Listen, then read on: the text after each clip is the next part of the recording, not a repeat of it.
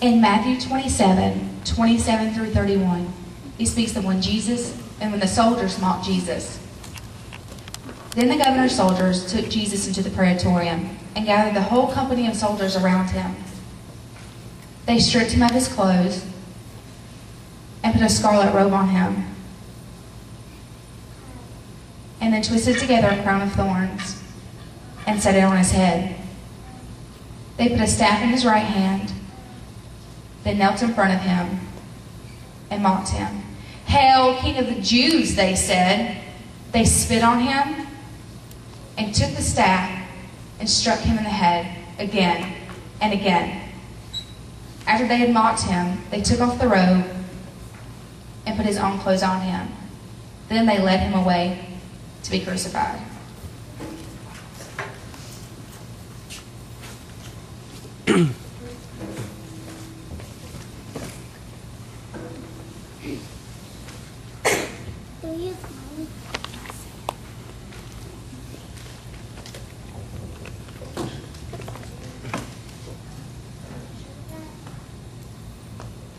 In John 19:17 through 24, and verses 28 through 30, is one of the places where it speaks of the crucifixion and the death of Jesus.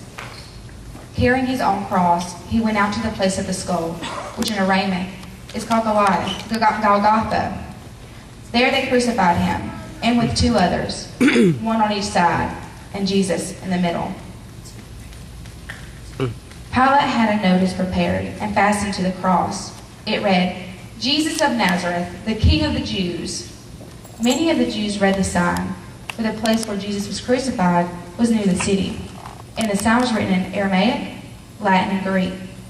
The chief priests of the Jews protested to Pilate, "Do not write the King of the Jews, but that this man claimed to be King of the Jews."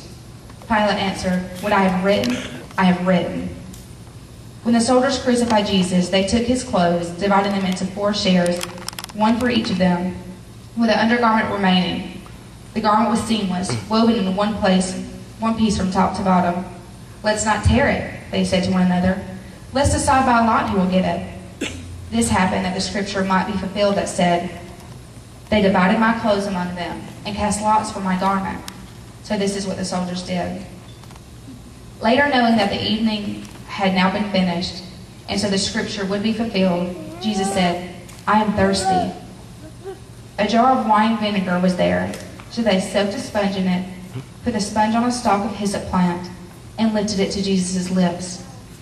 When he had received the drink, Jesus said, "It is finished." With that, he bowed his head, and he gave up his spirit.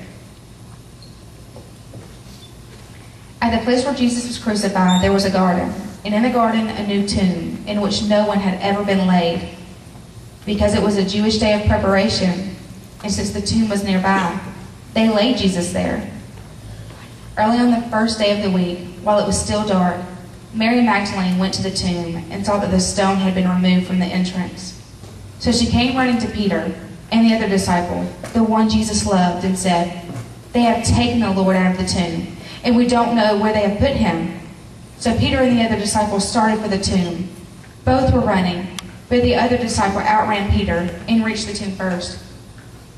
He bent over and looked in at the strips of linen lying there, but did not go in. Then Peter came along behind him and went straight into the tomb. He saw the strips of linen lying there, as well as the cloth that had been wrapped around Jesus' head. The cloth was still lying in its place, separate from the linen. Finally, the other disciple, who had reached the tomb first, also went inside. He saw, and he believed. They still did not understand from Scripture that Jesus had to rise from the dead.